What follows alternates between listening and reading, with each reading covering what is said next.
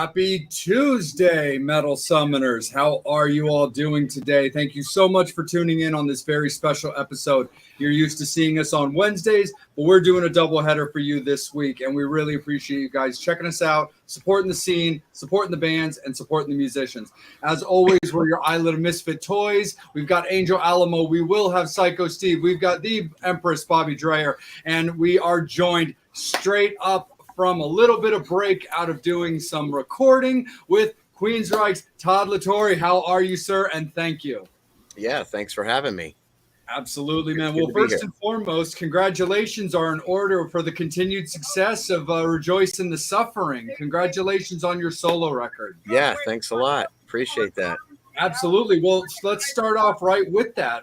Talk a little bit about, it's been out now for a while, the reception that it's been getting, and talk also just a little bit about getting out a solo record. Sure. Yeah. I mean, I've had a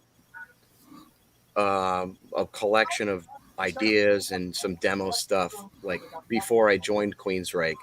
And then, years would go by and it's just, constant touring with the band and then writing, in between or during, the course of time, you're constantly working on ideas, and then it's recording time, and then it's getting ready to promote the new album, and then you're supporting it with a tour and yada, yada. So you're gone 8-9 months out of the year.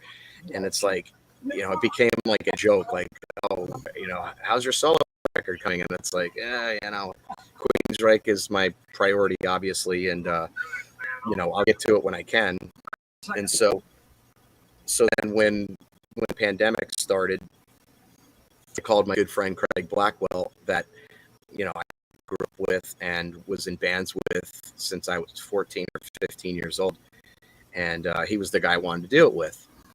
And I said, hey, you know how the time is. This is the time to get seriously to work on this stuff, or I'm never going to get it done. And so going back and listening to my original ideas, I kind of moved on from some of that. And I said, no, let's just start from scratch. There was only the title track is kind of really the song that we kept from anything previous. And we wrote and recorded the record in like a 4-month period, and had the producer for Queensryche that we've been using for the last several records, Zeus. I hired him to mix it. And so he did that.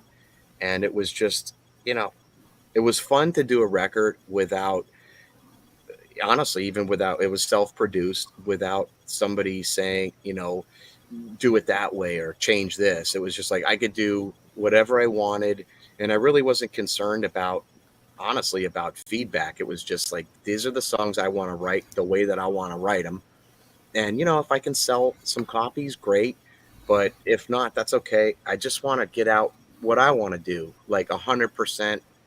Every decision on this is mine. And it was like really fun because, again, it was an outlet for me to express things that just really aren't appropriate musically for Queensryche.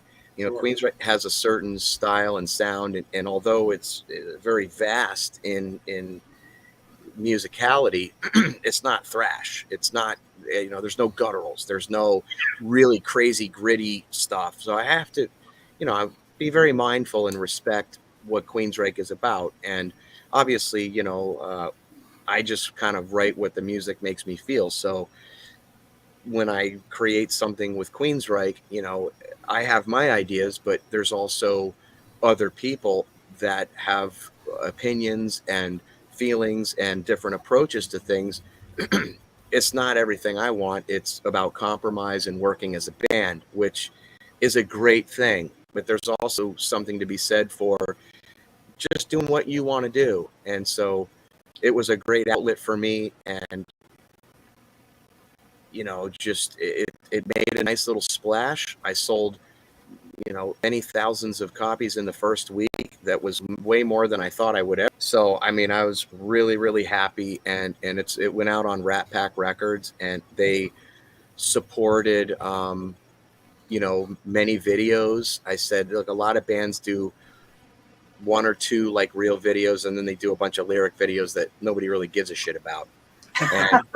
And so or I said, I don't mind doing one, but and so we ended up doing like several like legit videos, and they really supported like my vision. And when they heard the songs, the demos, they were just like, dude, just keep doing what you do. This sounds killer. I don't really hear this anymore. Everybody today is just pure screamo, or it's like that very typical kind of Euro power metal sound, or it's too heavily synthesized.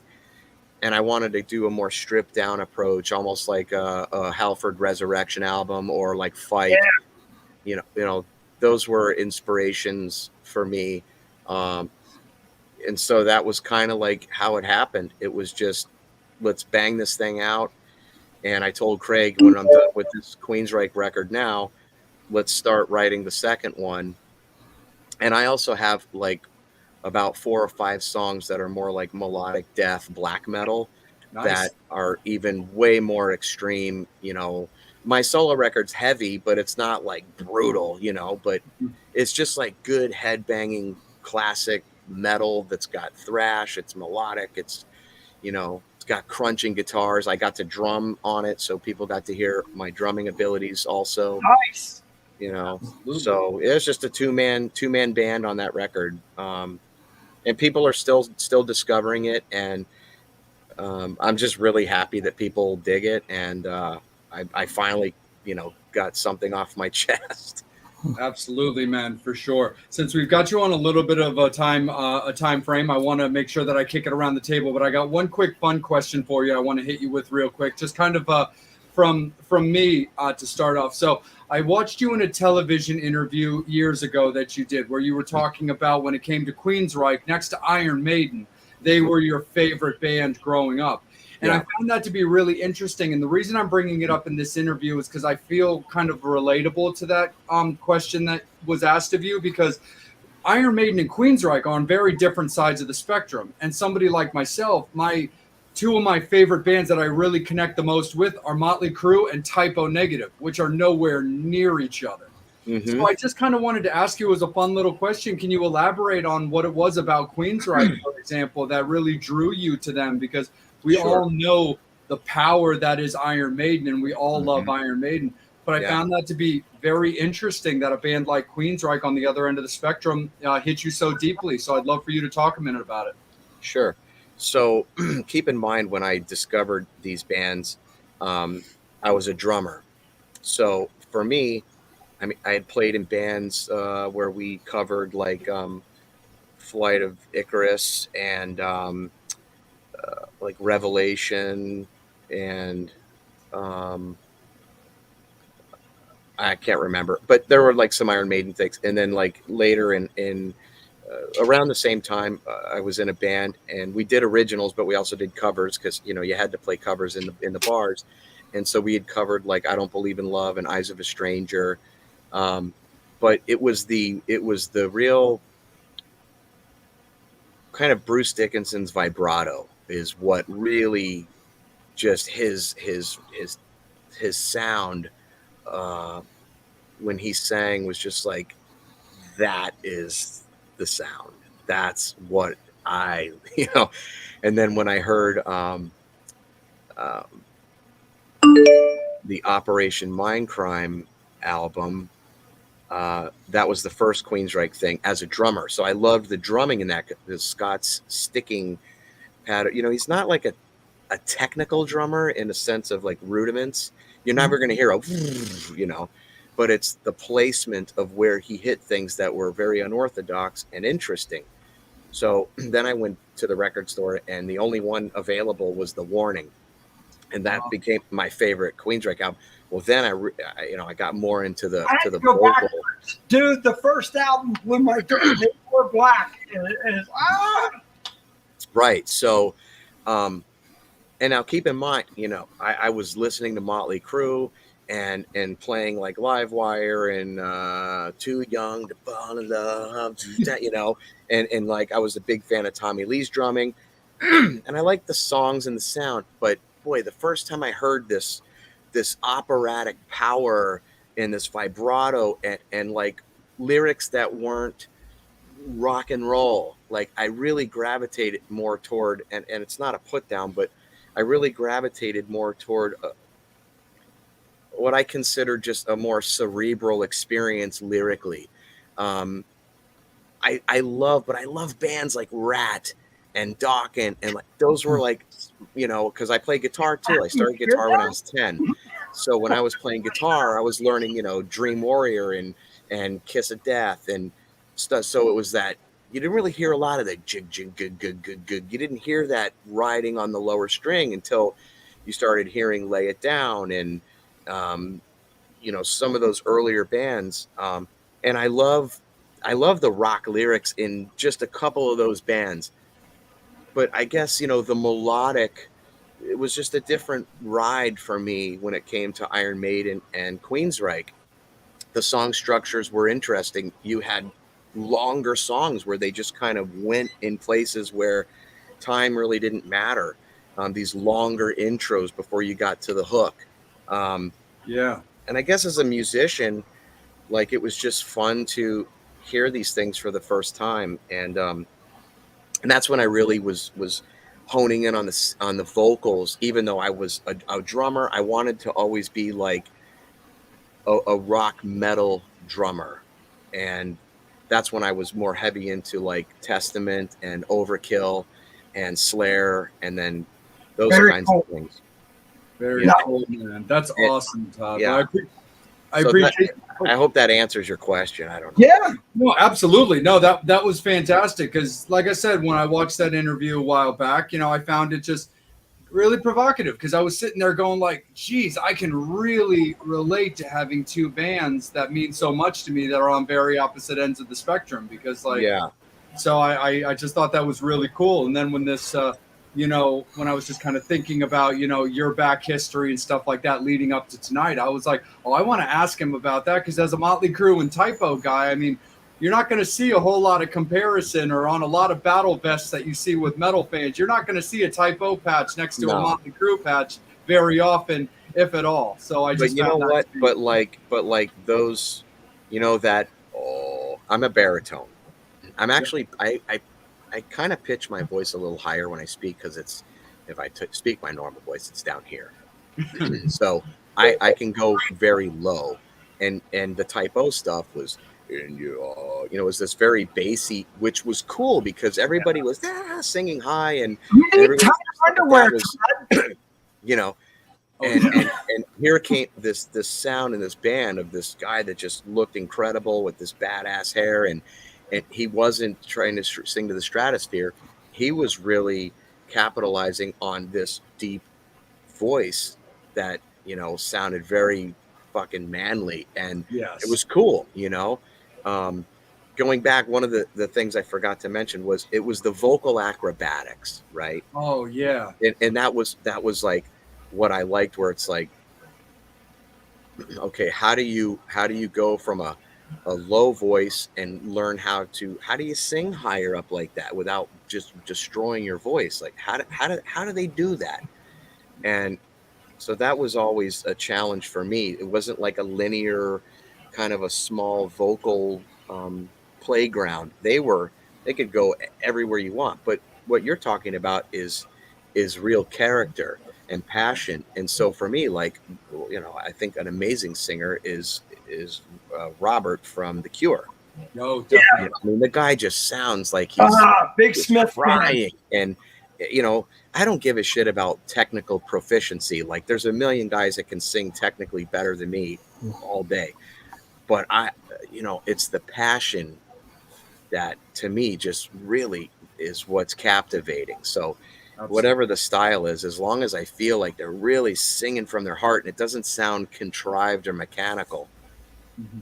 What the hell was that? What? I heard something in the palm trees. Hey, probably a big frog. I'm in my backyard. Okay. Adam, you still there? Yeah. But So Bobby, hold tight for 1 second, but don't move. Fans, keep in mind, get your questions in. So when we kick it to Angel, he'll be able to ask your questions to Todd, and we'll be able to get him to answer as many fan questions as possible, because that's the kind of show that we're on. But absolutely, Bobby, it's all you, man, and it sounds like you've got a friend. So, Todd, I got a good buddy of ours online. He's driving home right now. This is Mr. Adam Reaver. Yes. Hey, What's up, buddy? me okay? I'm good, man. How are you? I'm doing really well. Thanks so much. And I'm you. saying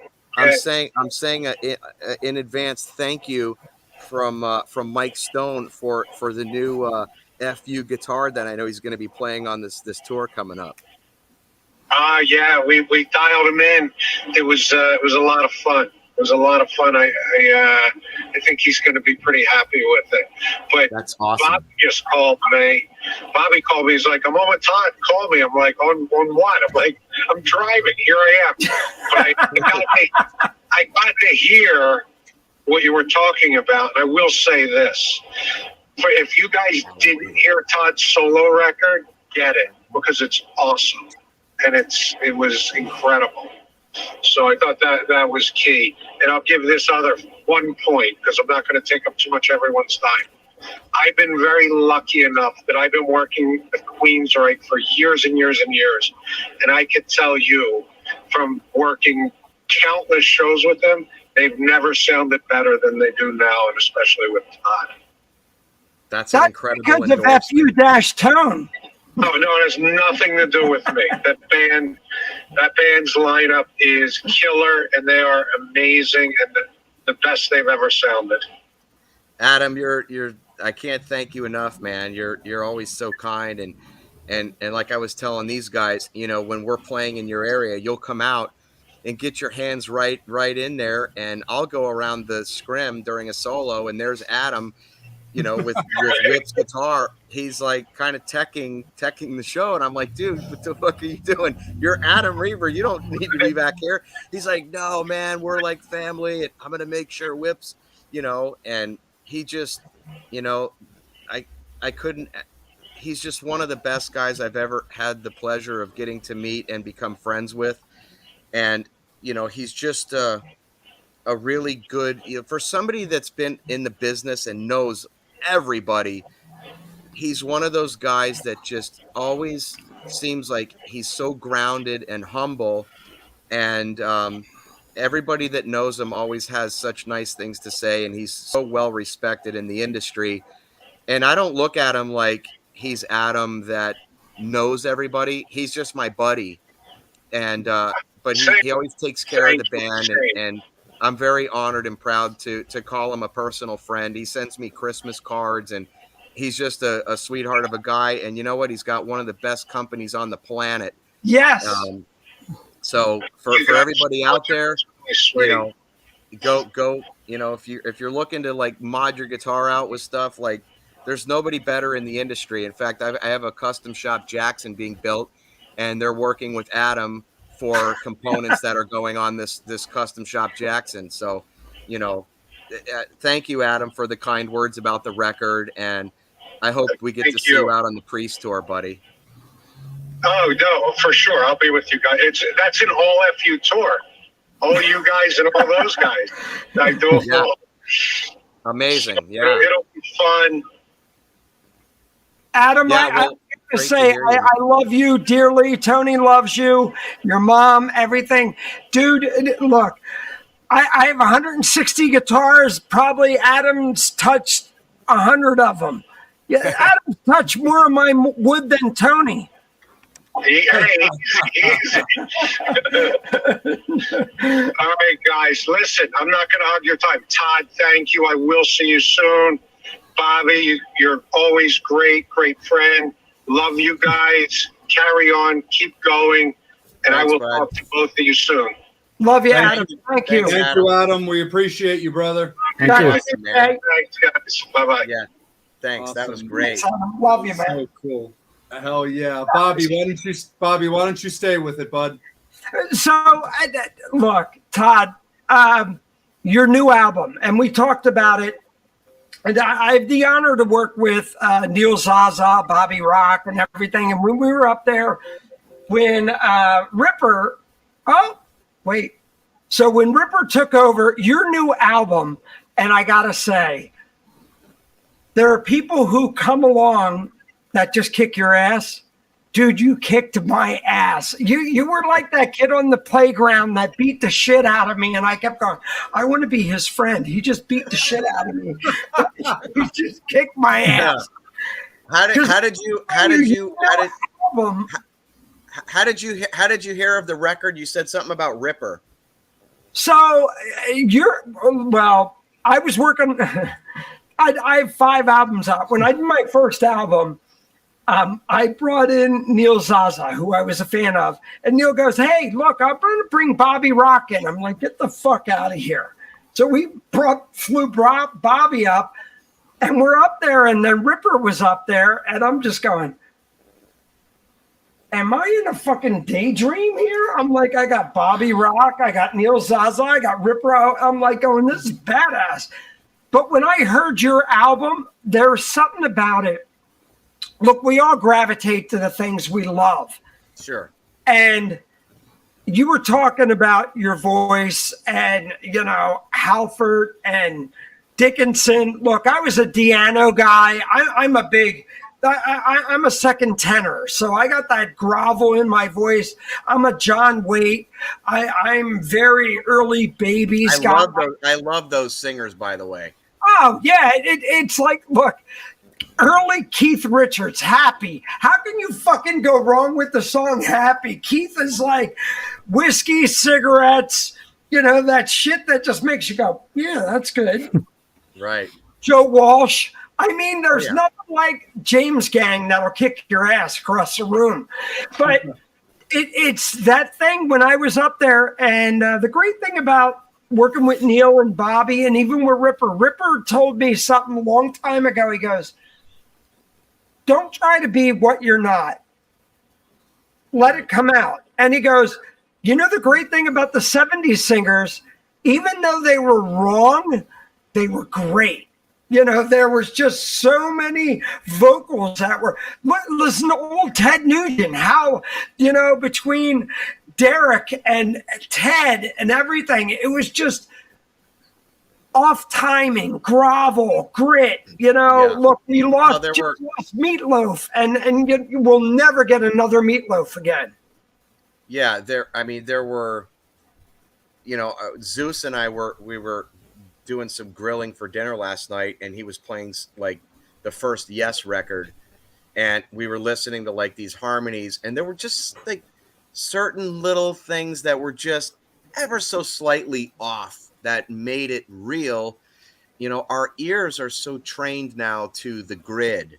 We're so trained to being dead perfect in the middle of a note and all this quantizing and perfection that, sometimes I'll listen to like an old Zeppelin tune and I'll hear a flam between the snare and the guitar, and it kind of bugs me because it sounds sloppy, like it sounds off. But there was just this ebb and flow that made it real and better in a lot of ways. I mean, technically you could say it's not that tight in certain spots, but there's something to be said for that imperfection. Even like with a live show, right? Like, oh, he didn't hit that note. Oh, he didn't. It's like, but that's what you want. You want the Todd, real. Let me throw in. Look, we all remember. You and I are probably right about the same age, and when Brian Johnson came in, but there was just something about Bond's voice there that was fucking wrong. That just sounded. It was very distinct. Very unique. He had this sound, right? We just interviewed the director from Penelope from Wayne's World, and we were talking. She brought in, and she was doing. They brought in Bohemian Rhapsody, but Freddie's voice. There'll never be another Fred. Yeah, sure. I mean, yeah, it's picking out these if you look back at these times, I mean, all of these iconic legends had, whether it's a guitar player, a singer, their drums, there were sounds and tones that were identifiable with that artist. For example, if you hear Stevie Ray Vaughan, you know that it's Stevie Ray Vaughan. If you hear Warren DeMartini, if you hear George Lynch, if you hear Eddie Van Halen, if you hear any of these people, and like if you talk singers, if you hear Boston, interject, Todd, real quick, really on this, and you're bringing that up. I gotta say, it's got to be a chemistry, and it's you and Michael, it's Warren and Steven, it's Don and George. Look, nothing to say about anything about John Levin, but look, it's Sammy and Dave, it's Dave and Ed, they're a thing. It's a chemistry when they go together. Look, it's like a cocktail. You can make a shitty one, or you can make a really good one that'll knock your ass across the room. Right, but here's the point I'm trying to make is during those classic 60s, 70s, we'll just talk 70s, right? You had identifiability. And even if there were bands like Emerson, Lake and Palmer, Genesis, King Crimson, Rush, if you want to say, oh, they're all in this kind of progressive thing, Pink Floyd, they're all distinguishable from each other. But if you listen to like metal now, it all sounds the same. Yeah, there's a very small percentage. Everybody's using the same plugins. All the drums are fucking replaced. Everybody is throwing up on a mic. It just sounds just tired. Hey, Todd, and I don't want to blow smoke up your ass, but I got to say, Michael had to hear something in your fucking voice to bring you in to go, this is the guy I need to carry the voice on. And when you said, look, but E.T. Trunk even talked about it with your voice. You brought in the old Queensrÿche. It was the old, Lady Wore Black. It was that, take hold of the flame. It was, you brought that in that just kicked that donkey punched everybody in the nuts. Yeah.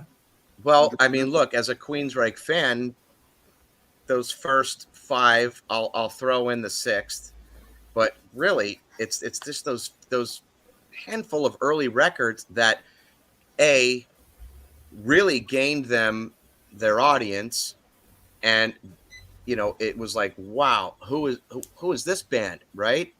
They were very pioneering, and Jeff Tate, in my opinion, created a sound and a style. Now, Bruce Dickinson has his own thing, but he didn't put those little inflections and those cries quite like Jeff Tate. Now, Midnight from Crimson Glory, I would say nobody had emotional delivery like that guy, period, not even Tate. But, those were the songs that I loved as a fan. So when I got into the band, they were like, hey, what do you want to do? Because, we know the songs. Like, what do you know and what do you want to play? I was like, well, let's start with Queen of the Reich. And they were like, you want to start? I go, yeah, let's warm up with that. I want to do like The Warning, Roads to Madness, and Force, like NM156, Child of Fun. Like that's nice. And they were like, what about Mindcrime? I'm like, it's a great record, but it's like not my favorite. Yeah, I hear punch, punch, punch. And when you did that, I'm like, dude, I had douche chills. I'm like, oh, nipples are hard. That's one of my favorite. That and Screaming in Digital are like my 2 favorite Queensryche songs to perform. But as far as Michael kind of getting me in, introducing me to the guys, there's a million guys on YouTube that can sing the notes and probably nail the notes better than me, like I said. But here comes that first verse, and either their voice is too thin or they're overselling the cries. It's like it's kind of like ridiculous, right? everything is this overdone cry. These are the subtleties, right? It's like just doing something on a guitar where it's like, okay, that's a signature thing, like a squeal, right? Like Zakk Wylde would do. But if you're just kind of overdoing it, you're like, okay, you're applying it kind of just overkill, and now you're not really selling it. You're doing the notes technically, but you're not selling the delivery. There's a couple guys out there I've heard on YouTube that do a goddamn good job doing Queensryche stuff. But then there's a whole another aspect, which is the human being. And you go, wow, this guy's fucking amazing. But maybe the guy's a drunk. Maybe he's like a drunk. Maybe this guy's just a basket case, or he doesn't gel with the guys in the band. So maybe he can't write for shit. Maybe he can sing, but he doesn't know how to create anything on his own. And that's not what you want. So, you know, I mean, I got really, really lucky meeting Michael and him. He said, I honestly saw some of your stuff on YouTube doing Crimson Glory, you know, when I was in that band. And, you know, here I am. This year will be 10 years. Absolutely. Hey, Bobby, hold on. Hey, Bobby, hold on a second, dude. Let me hold that one off for the next one, because I really got to get Angel in on this, because we've got limited time. What I was just going to say is, Todd, the first time I met you guys, you and Michael scared the shit out of me, because you came in. I'm like, oh my God, he looks like a fucking hitman. I am. The straight up assassin. Angel, let's bring you in right quick, man. Thank you for your patience. How are you this evening, and how are the Metal Summoners and Todd's fans doing? I am awesome. Just a lot of questions, a lot of love for Todd, which is always a great thing. Thank you, man. So let me get down with Paul Bowman. He has an awesome question for you. Okay.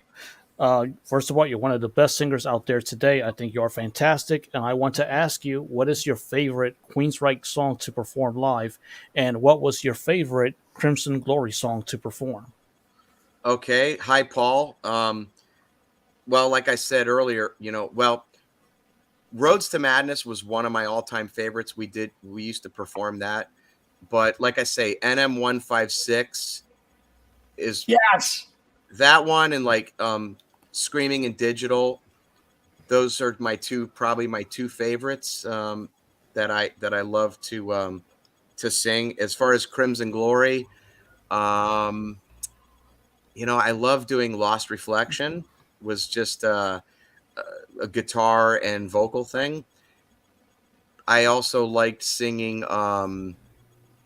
In Dark Places. You know, I mean, there are all so many good songs, but those are the two that maybe kind of stand out for me. Yeah. Nice. And thanks for the kind words. For, you know, I'm just another guy that trying to sing, you know, I mean, but he was very kind in his compliment there. And we have Martin Monick from Accept says hello. He's tuned in watching. He just wanted to say hello. Who was that? Martin. I'm so bad with names. I got it. Martin Motnick from Accept is watching. Oh, okay. Yeah, awesome. Yeah, right on. Cool.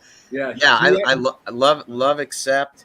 You know, we've toured with them and done shows and talk about a hard act.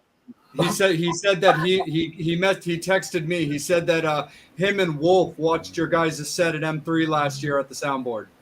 Oh, that's cool. Yeah. Well, you know what? They were playing, and I was like, like all of us were like, they're a tough act to follow because they're so tight and everything just sounds really, really good. I mean, they are a very tight, well-oiled machine. So, you know, we have nothing but the utmost respect for Accept. Absolutely, bro. Keep rocking, Angel. It's all you, my man. Cool. And Tony, I guess the voice phrase's question is, who's playing drums on the new record? So Casey recorded all the drums for the new Queensryche album, and I mean, dude, the drum sound is fucking ridiculous. Really?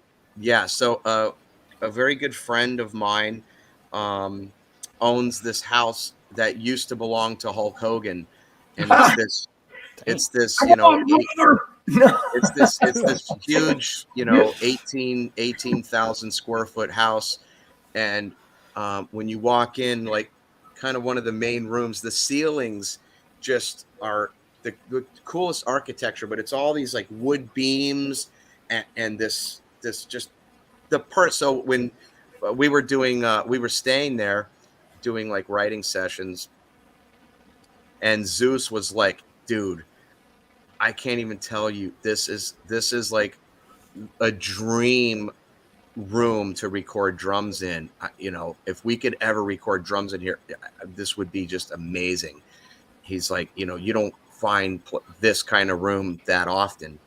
So we ended up, being able to record there for the drums, and they just sound so thunderous and real, and like, I don't know, man. You'll hear when the record's done, but it's funny because sometimes people will be like, "Oh, that sounds replaced or that's sampled," and if you knew the time that was taken into miking the drums to get the perfect sound, it's like, no, our drum sounds are the sounds that you would want to replace your sounds with. So everything on this new Queensryche album is Todd, I own some Bonham's kit back here, so I know what it's like to fucking do drums. Here, Eddie Jackson in the house. Hey, how's it going? Yeah.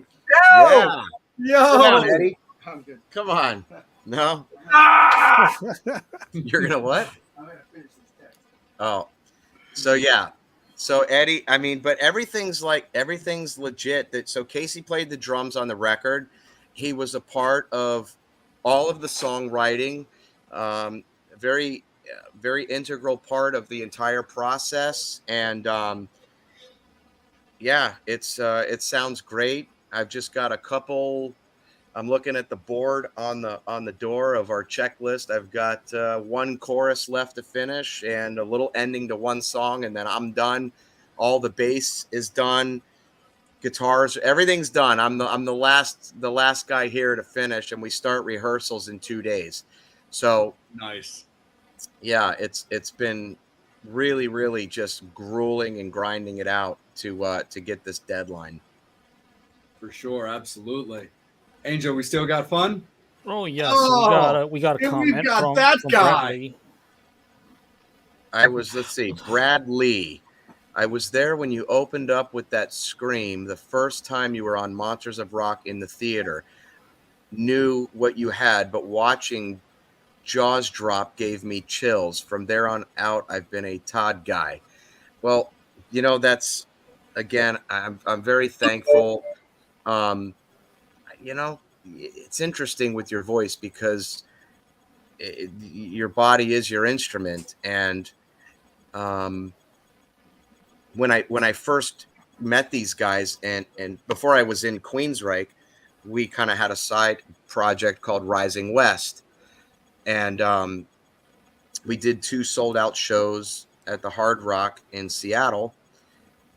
I was still in Crimson Glory, which the singing was way higher, even much higher in Crimson Glory than Queensryche. So I was like, I mean, not to sound like a dick, but I was like yawning that intro scream. I mean, it was not even hard. And I remember doing those first 2 shows and like nailing that. We did like 8 or 9 days of rehearsals and then went in. And then, ever since those first 2 shows, I never sang that intro scream to Queen of the Reich. I don't think that good ever again. I don't know. It was like I had to do it, but you have some great days and you have some other days that are not so great. Unfortunately, you have everybody with a cell phone. So even your bad moments are like there forever. Sometimes I feel like a smoke and mirrors kind of guy. Like I'm just not that good, and then it all boils down to the live show. And you say, I sang 17 Queensryche songs tonight and I didn't do as well as I wanted, but people are happy. And like, I always know like what I need to improve on and where I could do better. But then you have to just go, tomorrow's another day. I got shitty sleep. I'm in a different city. I'm either on airplanes or on a bus with this recirculated air. I'm tired. Like, there's so many things that go into this, right? Like, anybody can sing great in their shower, but to do it night after night after night, even with Jeff Tate, I'm a big defender of Jeff Tate and his voice. Some people like to criticize, oh, he didn't hit that, or whatever the case. And I say, this guy's done it all. I don't give a shit if he never sings a high note again. It's not about all that all the time, right? And we should be so lucky to have had such great success as somebody like him. I think we're in an age now where there's just so much criticism and critique. I just remember going to a show and being like, that was just fucking awesome. I didn't care if like everything wasn't just perfect and right. It was like being in the moment and being present and not watching the show on a screen when the guy's right there in front of you. Yes. It's a very interesting experience now with concerts, and then being on the stage is a different experience too, because there's no like privacy anymore, right? When a band put out a live DVD, like, they made sure everything was up to snuff and the way they wanted it, and they got to present something to you. Now, if you have like a secret opening, maybe somebody would talk about it, but there was no internet back then, right? Now they can see your whole show before, and it's not a surprise when they go anymore. And some of that kind of takes away from the fun. But, for this person complimenting me on the intro scream to Queen of the Reich, I'm glad that they liked it and that they were a fan, because we've worked really, really hard for 10 years now to, Eddie and Michael have really entrusted everything with what we're doing as a collective. And I think it's a lot of fun for those guys after decades of doing this. I think it was refreshing for everybody to be like, wow, we can play like heavy shit again, and we can just, really enjoy playing the old stuff, because, there's interviews where some things were not really favored that much, like Queen of the Reich. And I love that song, and the audience just loves it. They love to sing it and chant to it. And things are going really, really well for the band. And again, on behalf of, it's not about me, on behalf of everyone in the band, if we pick up one new fan of the band, we're very grateful for that, very grateful, because there's a lot of music to choose from. And there's a gazillion concerts and tours going on. If that's another person that pays their hard-earned money to come see the band live and experience what we're offering, we have nothing but just immense thank you to them. No, absolutely, Todd. I mean, that question came from my best bro, Brad Lee. And since that first experience watching you, like, I mean, he's raved about like first impressions, like, and that was like a first impression. And, to be able to put yourself out there on a known cruise like that and really, show that, you can hold your own and perform and make a show for a fan. I was like, that was the impression to make. And he's always been very complimentary about the way you held yourself right out of the gate. So thank you, nice. Man. And absolutely. Those cruises are really hard because it's like a 5-day meet and greet. Yeah. And it's so hard on your voice. And then yes. comes the show, and you've been talking to everybody. And, those are really hard to do because of that reason for singers. Absolutely, for sure. Angel, keep rolling with it, my good dude. Rachel wants to know, she's curious about the production of Vexed. I wish she could elaborate on production, because in what aspect, I would be curious that's about. So if she wants to comment back and yeah, I think she did. Let me see what she. Oh, here we go. Of course, speaking of the Vex, the music video. Oh, music video. Yeah. So that was just, what's going on in the world and the past and where we're at now. Like, people are still fighting for certain rights of equality. And people are pissed off, regardless of what side of a political spectrum you're on. I'm not here to tell somebody what to think, but just to think. And so all of the footage in there highlights certain topics, and it kind of shows this cycle where, you've got black and white footage of women fighting for women's rights or equal pay or immigration things or whatever it is. And like, we're still trying to figure this stuff out. Like, the fact that it's so hard to get along in the world is very unfortunate. But I just wanted to show a video that showed the real raw truth, and that people are pissed off and they're uprising. And again, it doesn't matter what side you feel about it, but that was the inspiration behind it, is to just kind of look around. And I just wanted to highlight what's going on a geopolitical spectrum and a global spectrum. And got a great question from Lori Miller. Thank you for watching. You are awesome. You have made Queensryche. But what I want to know is if you think you will ever have time to be able to tour solo. We will see you 3 times with Judas Priest and would love to see a solo album live. Well, you know what? I mean, like I say, Queensryche is always my number one priority and my obligation. If there's a period of time where there's some downtime, 100% I want to play shows on my own with my own music. Whether it's, I can't imagine that I would have time to do like a ground tour per se, but if Queensryche's off for several weeks or a month or whatever it is, and I can go out and do 10 shows on a coast, or obviously I would love to play shows on my own music, but it's just a matter of fitting that on some Queensryche downtime. And that's always tough because our booking agents are constantly finding things, so far out into the future. It's really hard to plan too far in advance, even for your personal life. If you wanted to take a vacation, I mean, it's just like a nonstop, full-time kind of a life.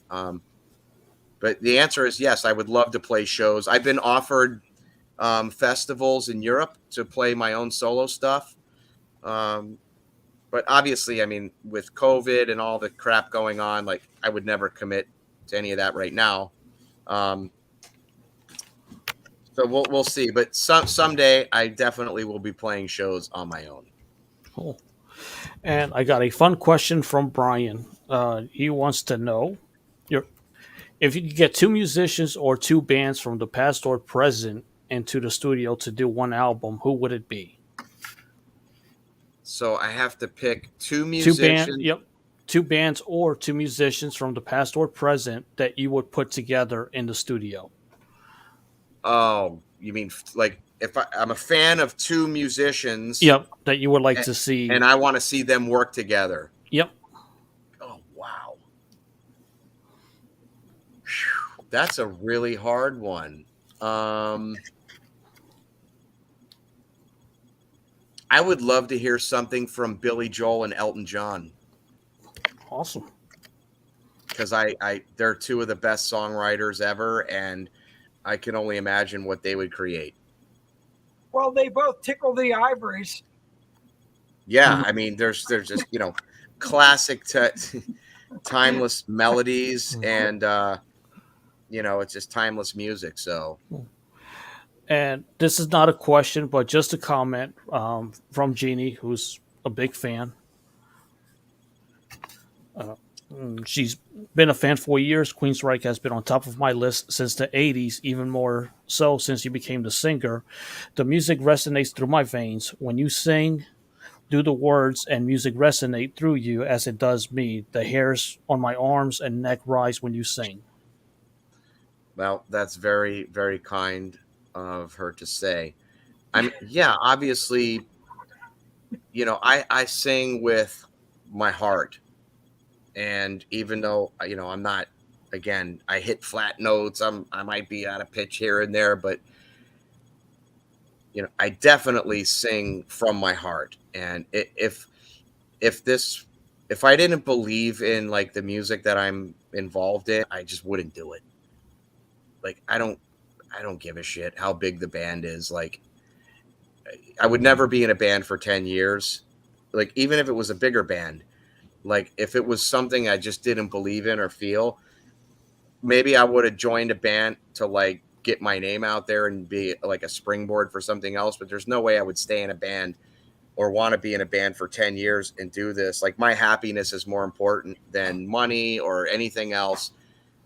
I love this band and I love singing the music, and it is totally singing from my heart, even though, a lot of the stuff we perform is the classic stuff, but that still resonates with me in my heart as a fan. So I love it too. Yeah, but you added yourself in that, Todd, which is great. And, it was great hearing Adam say that today too.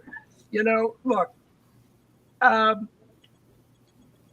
Dickinson didn't try to be Paul Di'Anno, and you didn't try to be Jeff. So fucking rock on, brother. Thank you. I mean, it's a double-edged sword, Bobby, because when I did my solo record, they're like, oh, he doesn't sound anything like he does in Queensryche. So obviously he's making himself sound like that in Queensryche. No. And my kind of my reply to that statement would be, look, when I'm hearing Queensryche music, I mean, part of those inflections those were so influential to me. Yeah. It's like if you're learning how to play guitar and you grew up playing B.B. King and like a lot of blues, you hear like really fast bending, right? But if you grew up listening to other guitar players that have more swoopy bends, like Marty Friedman, or I don't know, just other guitar players that are bending slower. Everybody, look, those influences are gonna become part of your makeup. So when I do the Queensryche thing, those subtleties are just they're happening. I'm not trying to do it, but look, you have to also be mindful of a sound that goes with these songs. Like, it just, you know what I mean? That's the gig. Absolutely, for sure. So Bobby, do me a favor, bud. Please close down that second screen. Angel, why don't you go into your question, my good man, and then we're going to let Steve close down the show. Okay. My question to you is, you do tours year in, year out. How do you maintain your voice when you're out on the road? Honestly, I mean, I don't know.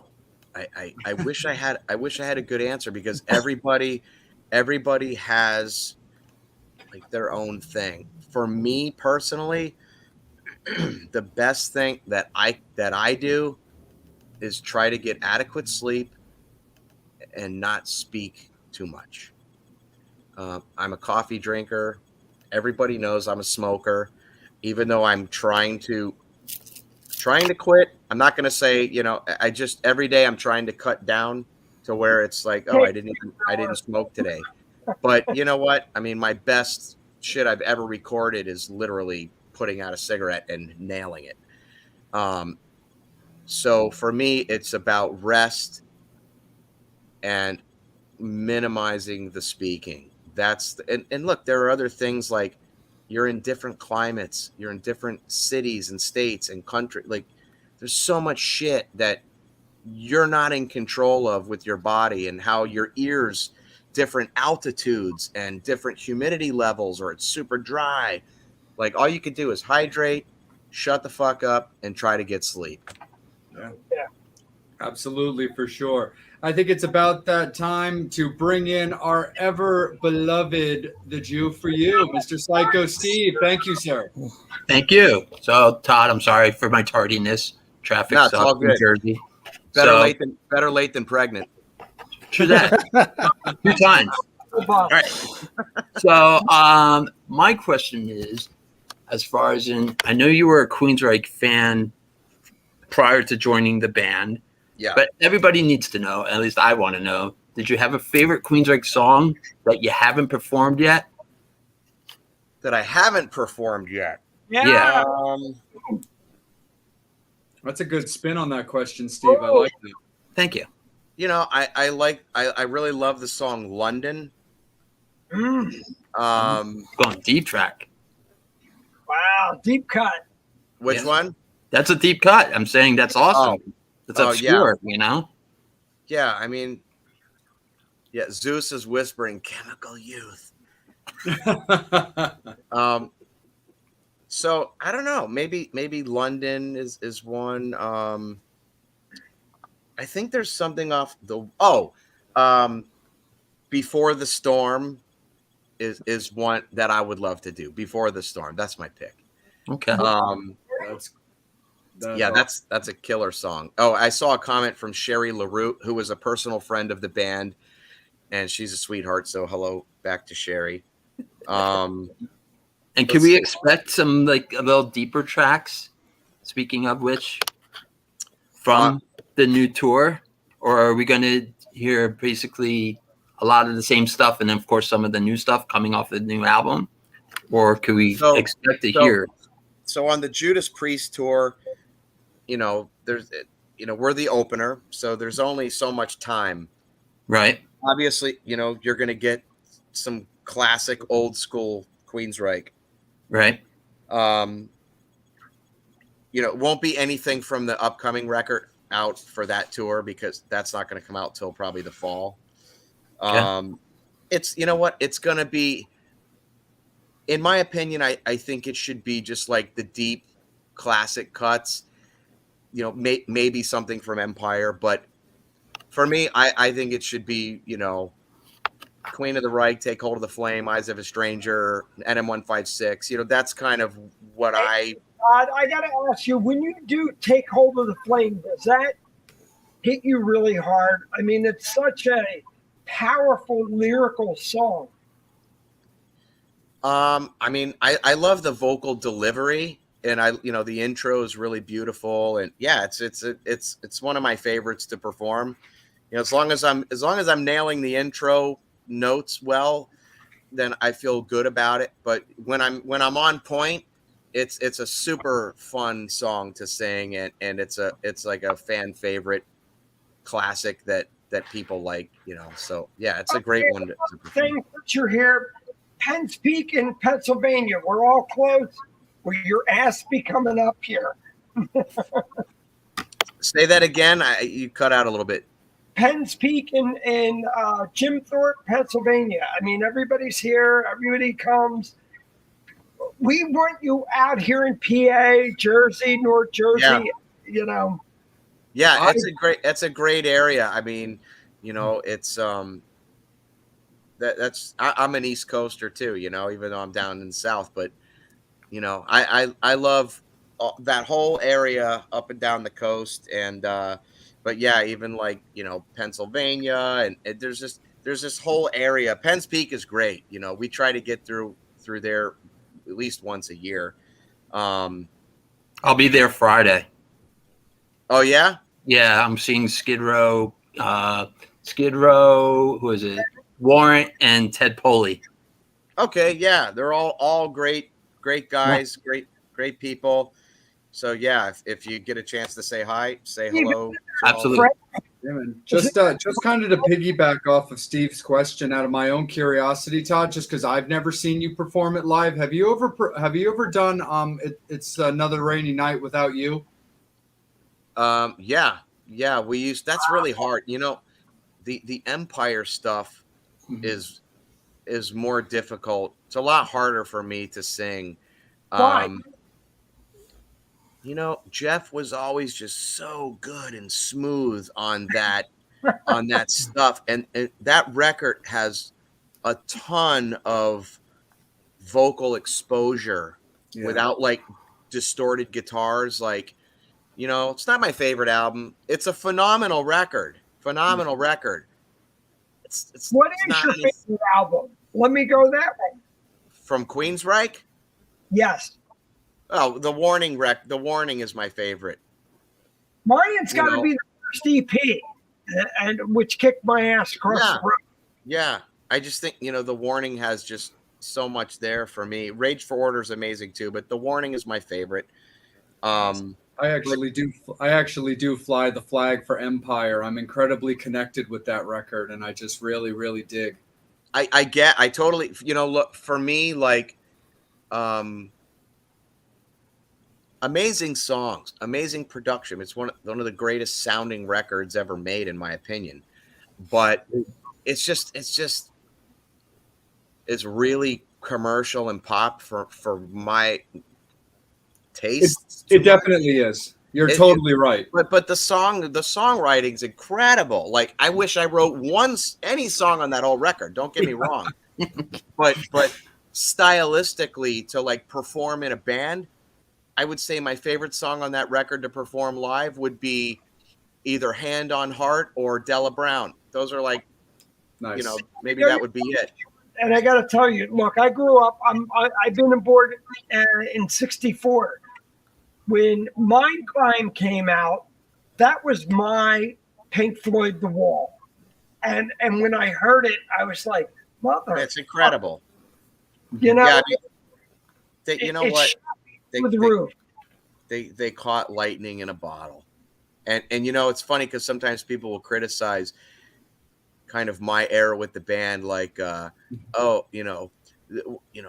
nothing they've done with Todd is as good as, like, bullshit. That era. And you know what I always think? I say, well, after Mindcrime, let's fast forward. I wasn't in the band right after that. Like, there was a good 15, 20 years after that till I came on board. Queensryche never did another Mindcrime again. Like, never mind my era. Like, I mean, for them to have created one of the greatest concept records of all time. 100%. It's undeniable. Unfucking deniable, right? They did it. It's not my favorite Queensryche album, but there's not a flaw on that record. Yes. It's flawless. No, 100%. Definitely understand that. So, you give it fucking homage every time you go out. Thank you. And you know what? We play everything in the correct tuning as it was recorded. We don't down tune. We don't, as long as even if I'm struggling one night or I will go to the ends of the earth to get better if before I ask the guys to tune down. Like, that's a thing that I just think the music sounds weird tuned down, especially like a whole step, or it depends how far down you go, but I mean, that it's a phenomenal record. And but the warning's my favorite. But going back to your thing about Empire, it's really hard for me to sing that stuff, whereas I can sing stuff off the Warning 10 times easier than I can sing like stuff off of Empire. It's really hard for me. Gotcha, brother. Absolutely. Well, Todd, we definitely want to give you back to Zeus and give you back to Eddie. Steve, I'm going to kick it to you right quick, man, though, because you did come in. I wanted to give you a little bit more face and voice time and hit you with one more question before we cut Todd loose. Okay. So Eddie and Zeus need to come on the show, so I'm going to call them out on it. You missed it. Eddie was on. Well, Eddie, no, I mean, like the whole episode. Eddie just left, and Zeus is here, and tell him I messaged him on Facebook, Zeus, because I know Eddie doesn't have a Facebook. Yeah. Just sent me a note. He just wanted to say thank you and thanks for bringing him on tonight. You know what? I said, hey, I have this interview thing to do, and he looked at me. He was like, dude, we're in crunch time. I was like, I know, but I got to do this thing. It'll, blah blah blah. So. Zeus kind of let me pull away from the mic for an hour to do this. But if you want to reach Zeus, the best way to find him is on Instagram, and it's Zeus, Zeuss, right? Probably Zeus producer, but you can find him on social media platforms. But he's more into the Instagram thing. I'm not on Instagram. So if you want to like schedule something with him, I could put you in touch, or message him and he can put you in touch with his manager to like schedule something. Right on. He's a guy that seldom does interviews, and he's a bit of a mystery. A lot of like producers will go on there and talk about their techniques and all this shit, and Zeus is not going to tell you what he's got going on under the hood. He's got his own ways of doing things, and that's why his shit sounds incredible. Yeah. And he'll talk about producing and certain things, but he's not going to talk about he's not going to get deep into mixing techniques and shit like that. Nah, it'll be if we get Zeus, it'll be story time. But you know what? He does, so many things with Rob Zombie. He's probably got fun stories to share, and the Hate Breed guys, and he's that guy works more than anybody I know. He's always busy. He's a very in demand person. For sure. Steve, last question. Yeah, brother, it's all you. Okay. Do you sing in the shower? I used to sing in the shower all the time. Now, not really. I really don't. I don't know why that is. I used to sing all the time in the shower. Sing. So, if I do, sometimes I'll put on because I have in my bathroom, I have, the exhaust fan. It has a Bluetooth speaker built in it. Right on. And so I'll go on YouTube and I'll put in Steely Dan greatest hits. Nice. And then I'll sing, Deacon Blues or Hey 19 but it'll be in this kind of falsetto-y thing. Yeah, I don't really go off singing, metal stuff in the shower, but anyway. Sweet. No, that's totally, man. But Todd, thank you so much, bro. We're going to cut you loose, give you back to Zeus, but thank you for making time for us, man. Yes. We understand it was crunch time. You didn't have to, but we really appreciate it. And our big thing is that you felt respected and that you had a good time on the show. You know what? You guys were very respectful, a lot of fun.